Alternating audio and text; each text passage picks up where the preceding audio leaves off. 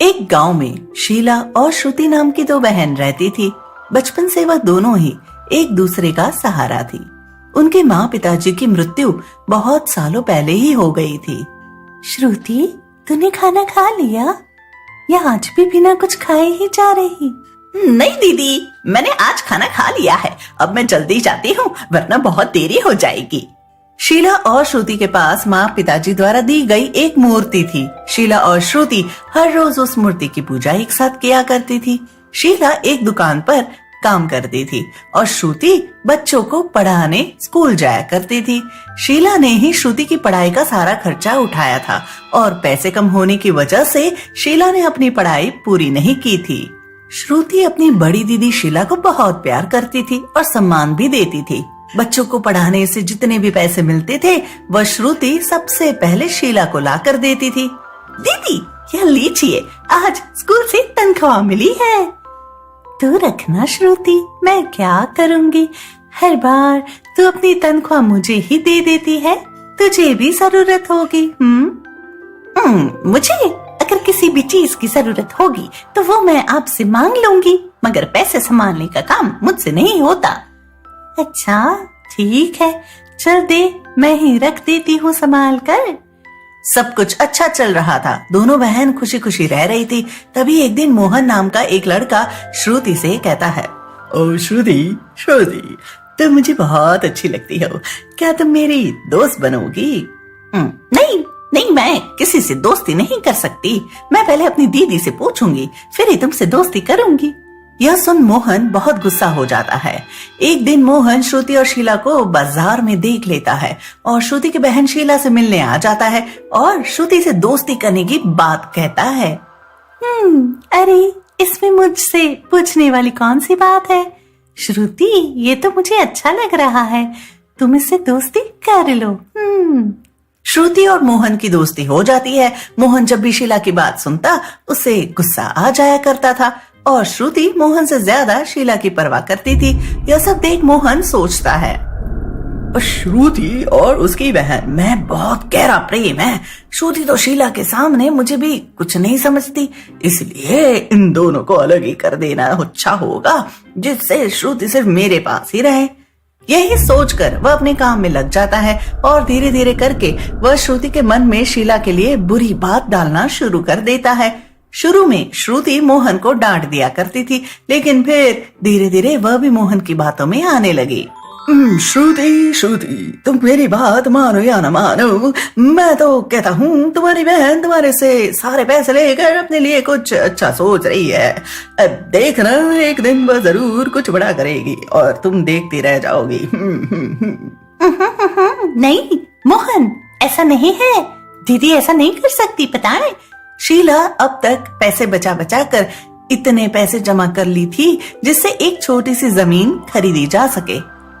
एक काम करती हूँ, पहले जमीन खरीद लेती हूँ, फिर श्रुति को बताऊंगी, वह बहुत खुश हो जाएगी। छोटी सी जमीन खरीदने के बाद शीला सारे कागज लाकर घर में रख देती है और उस वक्त श्रुति घर में नहीं थी। जब वह घर आई तो सीधा उसने अलमारी खोला। अलमारी खोलते ही श्रुति ने जमीन के कागज देखे। ये जमीन के कागजात हमारे पास कैसे आए? और इस पर दीदी का नाम लिखा है। शीला आती है और कहती है, सही समय पर आई हो श्रुति, मैं तुम्हें ये बताने ही वाली थी। बस कीजिए दीदी, मैं सब समझ गई। मोहन सही कहता था, मैं ही मूर्ख थी। आप सच में अपने लिए कुछ बड़ा सोच रही थी। आपको तो मुझसे कोई मतलब ही नहीं। अपने नाम पर आपने जमीन खरीद लिया और मुझे बताया भी नहीं। अरे श्रुति, तो सुन तो जरा। हाँ नहीं दीदी, अब मुझे कुछ भी नहीं सुनना। गुस्सा होकर श्रुति घर से निकल जाती है और मोहन के साथ रहने लगती है। शीला बहुत उदास हो जाती है। ये मैंने क्या कर दिया, पता नहीं श्रुति कैसी होगी।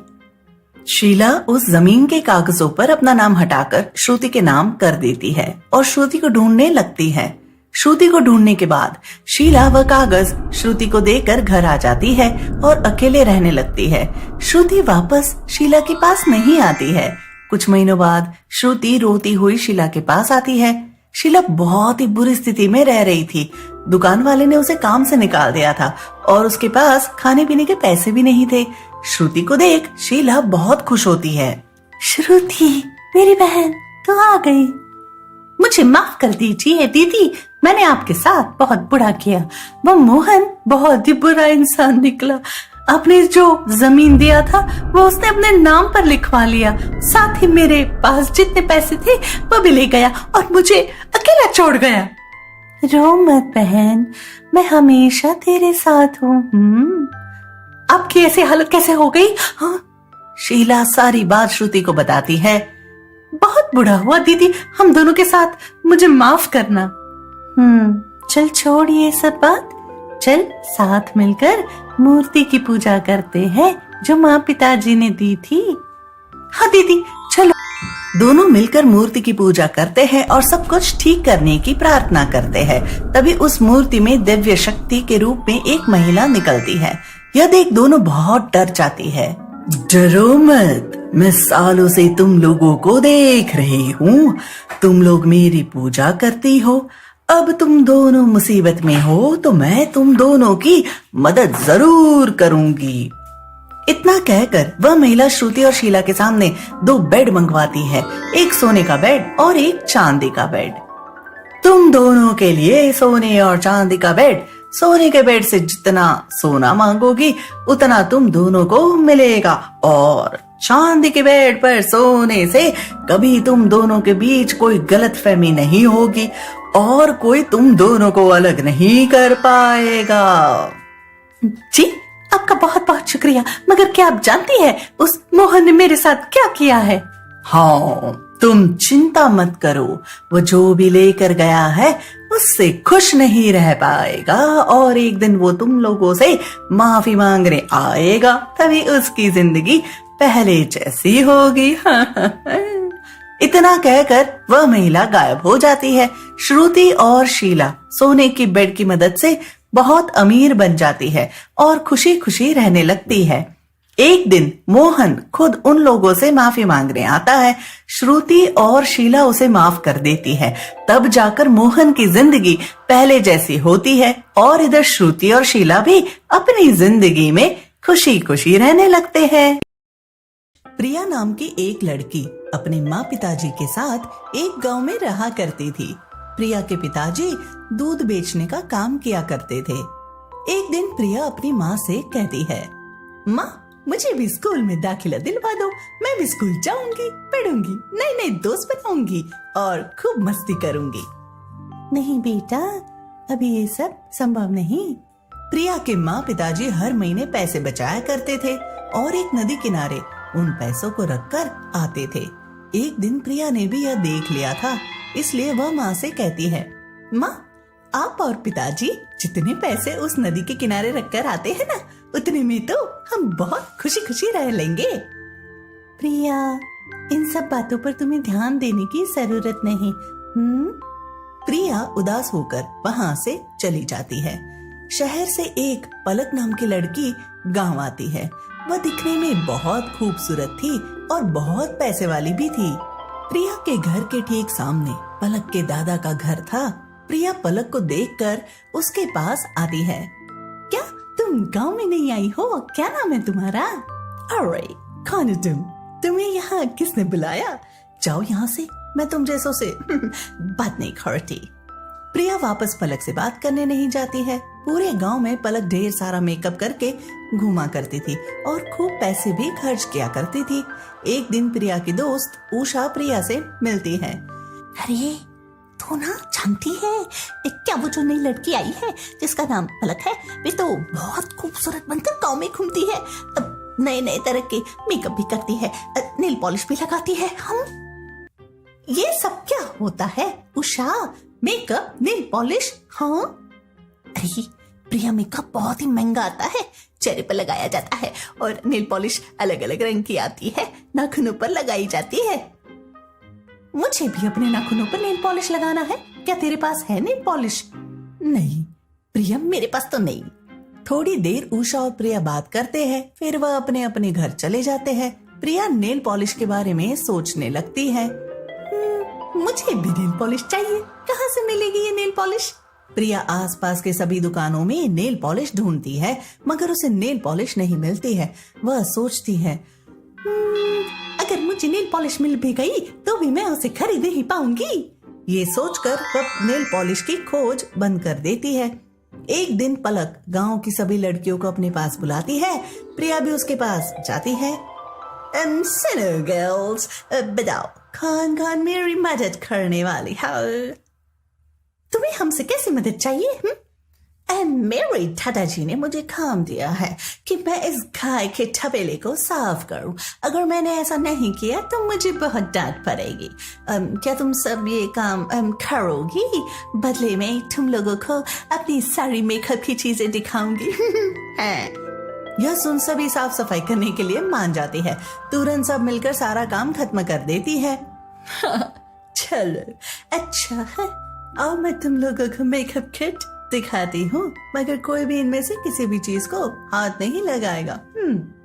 सभी पलक की मेकअप किट देखकर बहुत खुश होती है, मगर प्रिया की नजर सिर्फ नेल पॉलिश पर ही थी। गांव में एक नई दुकान खुली, उसमें प्रिया को नेल पॉलिश भी दिखाई दी, लेकिन वह पैसों के डर की वजह से कभी उस दुकान में नहीं गई। एक दिन वह बहुत उदास हो गई। काश मैं भी स्कूल जा पाती, नई नई चीजें खरीद पाती, नई नई नेल पॉलिश खरीद पाती। उदास होकर वह एक पेड़ के नीचे बैठ गई। तभी उसे बहुत ही खूबसूरत खरगोश दिखाई पड़ता है। खरगोश का पीछा करते करते प्रिया उसी नदी के किनारे पहुंच जाती है, जहां उसके माँ पिताजी पैसे रखा करते थे। प्रिया नदी किनारे बैठ जाती है और अपनी समस्या कहने लगती है। तभी एक जल परी नदी से बाहर आती है। उसे जल परी को देख प्रिया हैरान रह जाती है। ठहरो मत बच्ची, मैं जल परी हूँ, तुम्हें कुछ भी नहीं करूंगी। ये बताओ तुम यहाँ क्या कर रही? इस पर प्रिया जल परी को सारी बातें बताती है। आपको पता है मेरे माँ पिताजी इसी नदी के किनारे पैसे रखकर जाते हैं, मगर मुझे आज तक नहीं पता वो ऐसा क्यों करते हैं। अच्छा, तो वह तुम्हारे माँ पिताजी है। दरअसल आज उन दोनों की वजह से ही मैं जीवित हूँ और अभी तुम्हारे सामने हूँ। मगर वो कैसे? कई सालों पहले की बात है, जब तुम इस दुनिया में नहीं आई थी, तब एक शिकारी मुझ पर हमला कर दिया था और बुरी तरह घायल कर दिया था। मैं चलने लायक भी नहीं रही थी। तब एक ज्ञानी महापुरुष ने मेरा इलाज किया और मुझे ठीक कर दिया। उन्होंने बदले में मुझसे कुछ मांगा, मगर मैं उस वक्त कुछ भी देने लायक नहीं थी और मेरी जादू भी काम नहीं कर रही थी। ओह अच्छा, तो फिर आपने उन्हें क्या दिया? मैंने उन्हें वचन दिया कि मैं कुछ दिनों बाद उन्हें जरूर कुछ दूंगी। मगर कुछ दिनों बाद भी मेरी शक्ति काम नहीं कर रही थी। उसके बाद उनकी मृत्यु हो गई। मरते वक्त उन्होंने मुझसे कहा, अगर मैं किसी को ठीक करती हूँ तो उसे मुझे बदले में कुछ देना पड़ता है। अगर वो ऐसा नहीं करता तो पहले जैसा हो जाता है। मगर अब तो उनकी मृत्यु हो रही थी, फिर आप कैसे उन्हें कुछ दे सकती थी? यही मैंने भी उनसे कहा। फिर उन्होंने कहा, आने वाले 10-15 सालों तक नदी किनारे पैसे रख देना, मुझे संतुष्टि मिल जाएगी। उसके बाद ही तुम जीवित रह पाओगी और नदी से बाहर आ पाओगी। मेरे माँ पिताजी से आपकी मुलाकात कैसे हुई? उसी दिन मुझे तुम्हारे माँ पिताजी जंगल में लकड़ियां काटते दिखे। तब मैंने उन लोगों से ये बात कही, वो दोनों मान गए। इसलिए वो नदी किनारे पैसे रखकर जाते हैं। मगर अब इसकी आवश्यकता नहीं, क्योंकि अब मुझे पुनर्जीवन मिल गया है और 10-12 साल बीत भी गए हैं। मैं भी पता नहीं क्या क्या सोचती थी। बताओ बताओ तुम्हें क्या चाहिए? मुझे अब नेल पॉलिश चाहिए। अच्छा, ये लो, ये तो जादुई सोने और चांदी की नेल पॉलिश है। सोने की नेल पॉलिश से तुम जो भी मांगोगी वो मिलेगा, रुपये, कपड़े, हीरे मोती। और चांदी की नेल पॉलिश से क्या होगा? तुम्हारे आसपास अगर कोई भी मुसीबत में हो और उसे किसी की जरूरत हो तो वह चांदी की नेल पॉलिश तुम्हें बताएगी। हरदम तुम दोनों नेल पॉलिश साथ रखना होगा, और अगर तुम चांदी की नेल पॉलिश की बात नहीं मानोगी तो सोने की नेल पॉलिश भी काम नहीं करेगी। जी मैं समझ गई। प्रिया घर आकर माँ पिताजी को सारी बातें बताती है और सोने की नेल पॉलिश के द्वारा दी हुई धन से खुशी खुशी रहती है, साथ ही चांदी की नेल पॉलिश से लोगों की मदद करती है।